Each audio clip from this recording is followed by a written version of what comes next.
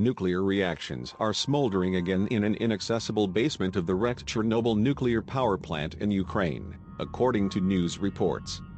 Researchers monitoring the plant, which infamously exploded in a deadly 1986 meltdown, have detected a steady spike in the number of neutrons in an underground room called 305/2.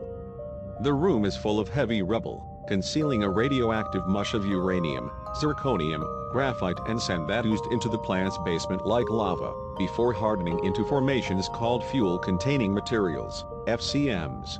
Rising neutron levels indicate that these FCMs are undergoing new fission reactions, as neutrons strike and split the nuclei of uranium atoms, creating energy.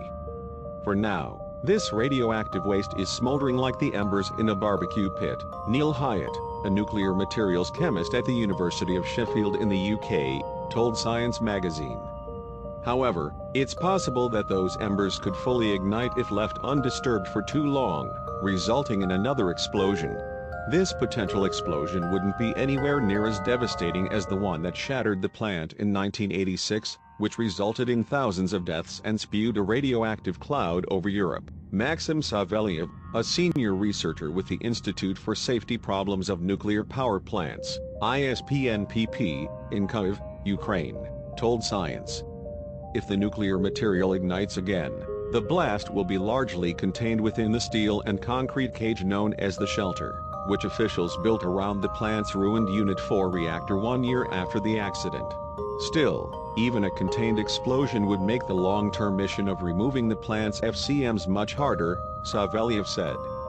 The shelter is old and could easily crumble from the force of an explosion, filling the area with heavy debris and radioactive dust. The shelter itself is contained in a larger steel structure called the New Safe Confinement, which was completed in 2018. Neutron levels have been steadily rising in room 305/2 for 4 years, Savelyev said, and could continue rising for several more years without incident. It's possible these nuclear nuggets will fizzle out on their own in that time. But if neutron levels keep rising, scientists will have to intervene. That is more easily said than done, of course. Plant managers have yet to figure out how to access the tons of radioactive material buried below the room's thick layers of concrete debris.